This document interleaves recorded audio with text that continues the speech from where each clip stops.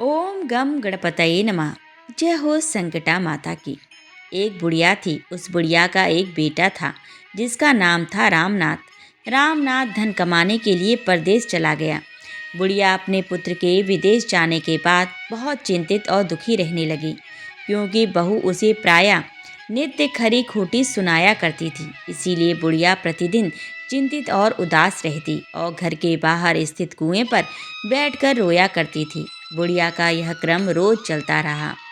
एक दिन कुएं में से दिए की माँ नामक एक स्त्री निकली और उसने बुढ़िया से पूछा, बूढ़ी माँ, तुम इस तरह बैठकर क्यों रोती हो? तुम्हें किस बात का कष्ट है? तुम मुझे अपना दुख बताओ, मैं तुम्हारे दुख दूर करने का प्रयत्न करूंगी।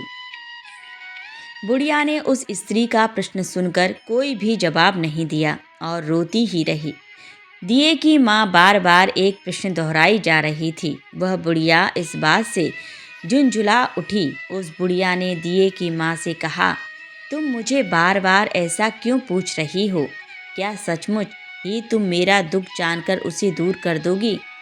बुढ़िया की बात सुनकर दिए की माँ ने उत्तर दिया, मैं अवश्य ही तुम्हारे कष्टों को दूर करने का प्रयत्न करूंगी।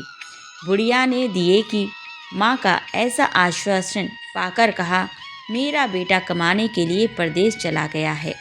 उसके पीछे मेरी बहू मुझे बहुत बुरा भला कहती रहती है। यही मेरे दुख का कारण है। बुढ़िया की बात सुनकर दिए की माँ ने कहा, यहाँ के वन में संकटा माता रहती हैं। तुम अपना दुख उनसे सुनाकर कष्ट से छुटकारा पाने के लिए प्रार्थना करो। माँ बहुत दयालु हैं, दुखियों के प्रति बहुत सहानुभूति रखती हैं। निसंतानों को संतान, निर्धनों को धनवान, निर्बल को बलवान और अभागों को भाग्यवान बनाती हैं। उनकी कृपा से सौभाग्यवती स्त्रियों का सौभाग्य अचल हो जाता है। कुंवारी कन्याओं को अपनी इच्छित वर की प्राप्ति होती है। रोगी अपने रोग से मुक्त हो जाते हैं। इसके अलावा जो भी मनोकामना हो वह सभी को पूरा करती हैं। इसमें कोई भी संदेह नहीं है। दिए की माँ से ऐसी विलक्षण बात को सुनकर बुढ़िया संकटा माता के पास गई और उनके चरणों पर गिरकर विलाप करने लगी। संकटा माता ने बड़े ही दयालु होकर बुढ़िया से पूछा, बुढ़िया, तुम किस कारण इतने दुख से बार बार रोती रहती हो? बुढ़िया ने कहा, हे माता, आप तो सब कुछ जानती हो। आपसे तो कुछ भी छिपा नहीं है। आप मेरे दुख को दूर करने का आश्वासन दें तो मैं अपनी दुखद गाथा आपको सुनाऊंगी। बुढ़िया की बात सुनकर संकटा माता ने कहा, मुझे पहले अपना दुख बताओ। दुखियों का दुख दूर करना ही मेरा काम है। संकटा माता के ऐसे कहने पर बुढ़िया ने कहा, हे माता, मेरा लड़का परदेश चला गया है। उसके घर में ना रहने से मेरी बहू मुझे बहुत तरह तरह की सुनाया करती है। उसकी बातें मुझसे सहन नहीं होती। इसी कारण परेशान होकर मैं बार बार रोया करती हूँ। बुढ़िया की इस दर्द भरी कथा को सुनकर संकटा माता ने कहा, तुम घर जाकर मेरे लिए मन्नत अर्थात मनौती मांगकर मेरी पूजा करो। इससे तुम्हारा लड़का सकुशल घर वापस आ जाएगा।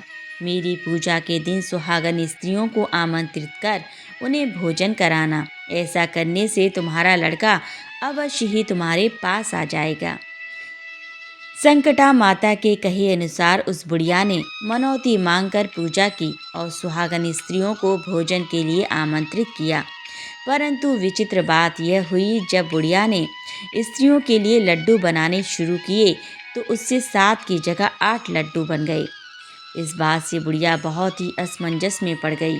ऐसा होने का क्या कारण है? कहीं मुझसे गिनने में तो गलती नहीं हो रही, अथवा अपने आप 8 लड्डू बन जाने का कोई अन्य कारण है।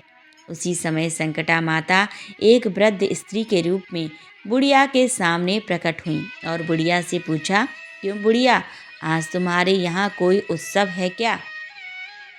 यह सुनकर बुढ़िया बोली, आज मैंने संकटा माता की पूजा की है और सुहागन स्त्रियों को भोजन के लिए आमंत्रित किया है, किंतु जब गिनकर 7 लड्डू बनाती हूँ तो वे लड्डू अपने आप ही 8 बन जाते हैं।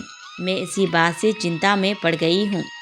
बुढ़िया की बात सुनकर संकटा माता ने कहा, क्या तुमने किसी बुढ़िया को भी आमंत्रित किया है? बुढ़िया कहने लगी, नहीं, मैंने ऐसा नहीं किया, परंतु तुम कौन हो? संकटा माता ने कहा, मैं बुढ़िया हूँ, मुझे ही आमंत्रित कर लो। ऐसा सुनकर बुढ़िया ने उस बुढ़िया रूपधारी संकटा माता को भोजन के लिए आमंत्रित कर लिया। इसके बाद बुढ़िया के घर पर सभी आमंत्रित सुहागनें आ पहुंची और बुढ़िया ने सबको लड्डू तथा अन्य मिठाई आदि का भोजन कराया।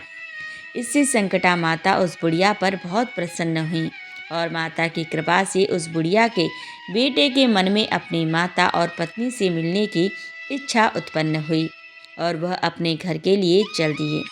कुछ दिन बीतने के बाद वह बुढ़िया संकटा माता की पूजा कर सुहागनों को भोजन करा रही थी कि किसी ने उसके लड़के के आने की सूचना दी। लेकिन बुढ़िया अपने काम में लगी रही। उसने कहा, लड़के को बैठने दो, मैं सुहागनों को जिमा कर अभी आती हूँ। लड़के की बहू ने पति के आने का समाचार सुना। उसी क्षण पति के स्वागत के लिए तुरंत घर की ओर चल दी। लड़के ने अपनी पत्नी को देखकर मन में सोचा कि मेरी स्त्री मेरे प्रति कितना प्रेम रखती है, जो खबर पाते ही मुझसे मिलने आ गई, परंतु मेरी माँ को मुझ पर जरा भी प्रेम नहीं है। मेरे आने की खबर पाकर भी मेरी माँ मुझसे मिलने नहीं आई। जब पूजा का काम समाप्त हो गया, सभी सुहागनें भोजन करके अपने अपने घर को लौट गईं। बुढ़िया अपने बेटे से मिलने के लिए उसके पास पहुंची। माँ के आने पर लड़के ने पूछा, माँ अब तक कहाँ थी? माँ ने कहा, बेटा, मैं तुम्हारी कुशलता के लिए संकटा माता से मनौती मांग रही थी।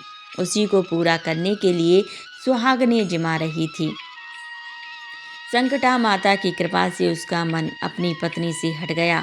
उसने माँ से कहा, माँ, या तो मैं यहाँ रहूँगा या यह रहेगी। बुढ़िया ने कहा, बेटा, तुम्हें मैंने बड़ी कठिन तपस्या से पाया है, इसीलिए तुम्हें छोड़ नहीं सकती। इसीलिए चाहे बहू का त्याग भी करना पड़े, मैं कर सकती हूँ। अतः लड़के ने अपनी स्त्री को घर से निकाल दिया। घर से निकलकर बाहर आई तो बहुत दुखी मन से एक पीपल के पेड़ के नीचे बैठकर रोने लगी। एक राजा उधर से जा रहा था। उसे रोता देखकर राजा रुका और पूछा, तुम क्यों रो रही हो? तब उसने अपनी सारी व्यथा राजा को सुनाई। राजा ने कहा, आज से तुम मेरी धर्म बहन हो, इसीलिए रो मत। मैं तुम्हारे सभी कष्टों को दूर करने का प्रयास करूँगा। यह कहकर राजा उस स्त्री को अपने महल में लेकर आ गया। महल जाकर राजा ने रानी को सारी कथा सुनाई और रानी को कहा, देखो, आज से मेरी यह धर्म बहन है, इसी महल में रहेगी और इसको किसी भी प्रकार का कष्ट नहीं होना चाहिए। राजा के यहाँ पहुंचकर कुछ दिन बाद धर्म से प्रेरित होकर रामनाथ की स्त्री ने भी संकटा माता का व्रत आरंभ कर दिया और संकटा माता के निमित्त सुहागनों को भोजन कराने के लिए आमंत्रित किया। उसने रानी को भी आमंत्रित किया। जब सभी सुहागनें लड्डू खाने लगीं तो रानी ने कहा, मुझे तो रबड़ी, मलाई और स्वादिष्ट मिष्ठान ही हजम होते हैं, ये पत्थर समान लड्डू कैसे हजम होंगे? ऐसी अवहेलनापूर्ण बातें कहकर रानी ने लड्डू खाने से मना कर दिया। कुछ समय बाद संकटा माता की कृपा से रामनाथ अपनी पत्नी को खोजते हुए राजा के महल में आया। वहां आकर अपनी पत्नी को संकटा माता की पूजा करते हुए देखा तो संकटा माता को हाथ जोड़कर प्रणाम किया और पत्नी से कहा, प्रिय, मेरे अपराध को क्षमा करो। पत्नी ने कहा, नाथ, यह सब प्रारब्ध से ही होता है, इसमें आपका कोई दोष नहीं है। आप मेरे ईश्वर रूप हो, मेरे ही अपराध को क्षमा करो। यह कहकर दोनों ने विधि पूर्वक संकटा माता व्रत कथा सुनी, संकटा माता की पूजा की। पूजा को समाप्त कर सुहागनों को जिमाकर दोनों पति पत्नी अपने घर की ओर प्रस्थान के लिए तैयार हुए। जाते समय रामनाथ की स्त्री ने राजा रानी से कहा, जब मुझ पर दुख पड़ा था तो आप लोगों ने धर्म बहन बनाकर मुझे आश्रय दिया था। यदि आपको किसी भी तरह की सहायता की आवश्यकता हो तो मेरी कुटिया में निसंकोच चले आना। ऐसा कहकर दोनों पति पत्नी अपने घर चले आए। संकटा माता के प्रसाद का निरादर करने के कारण रानी पर भारी संकट आ पड़ा। रामनाथ की बहू के जाते ही उनका राजपाट नष्ट हो गया। ऐसी विपत्ति में पड़कर रानी ने राजा से कहा, न मालूम वह तुम्हारी धर्म बहन कैसी थी, उसके यहाँ से जाते ही सब कुछ नष्ट हो गया। रानी ने राजा से कहा, जाते समय वह कह गई थी कि जब मेरे पर कष्ट पड़ा था तब मैं तुम्हारे यहाँ आई, और कदाचित तुम्हारे ऊपर कोई भी कष्ट पड़े तो तुम मेरे घर चले आना। इसीलिए हम लोगों को उसके यहाँ ही चलना चाहिए। ऐसा विचार कर राजा रानी दोनों ही अपनी धर्म बहन के घर गए। वहां जाकर रानी ने कहा, बहन, तुम्हारे जाते ही ऐसा क्या हो गया कि हमारी सारी संपत्ति नष्ट हो गई? हम लोग बहुत परेशानी में पड़े हुए हैं। रानी की बात सुनकर रामनाथ की स्त्री ने कहा, बहन, मैं तो कुछ नहीं जानती। मेरी तो सब करता धरता संकटा माता है, इनके अतिरिक्त कोई दूसरा नहीं। इसीलिए मेरी राय में तुम संकटा माता से अपनी भूलों के लिए क्षमा याचना करो। उन्हीं की मान मनौती से तुम्हारा काम बन जाएगा। तुम्हारे सारे बिगड़े काम अपने आप सुधर जाएंगे। रामनाथ की स्त्री की बातें सुनकर रानी ने श्रद्धा भक्ति से संकटा माता का व्रत किया और सुहागनों को जिमाकर अनजाने में हुई अपनी सब भूलों के लिए संकटा माता से बार बार क्षमा मांगी। रानी के ऐसा करते ही संकटा माता प्रसन्न हो गईं और रात में रानी को स्वप्न में कहा कि तुम दोनों पति पत्नी अपने महल को चले जाओ, वहां जाकर मेरी पूजा करना और मेरे निमित्त सुहागनों को जिमाना। ऐसा करने से तुम्हारा गया हुआ राजपाट तुम्हें दोबारा वापस मिल जाएगा। सुबह होते ही रानी ने अपने स्वप्न की बात राजा को बताई। रानी की बात सुनते ही राजा उसी क्षण रानी को साथ लेकर अपने महल की ओर चल दिया। महल में आने के बाद राजा रानी ने संकटा माता के कहे अनुसार पूर्ण भक्ति भाव से माता संकटा की पूजा की और सुहागनों को भोजन कराया। ऐसा करने से उनका बिगड़ा हुआ सारा समय सुधर गया और सारा राजपाट उन्हें वापस मिल गया और वह पहले की तरह राज्य को भोगने लगे।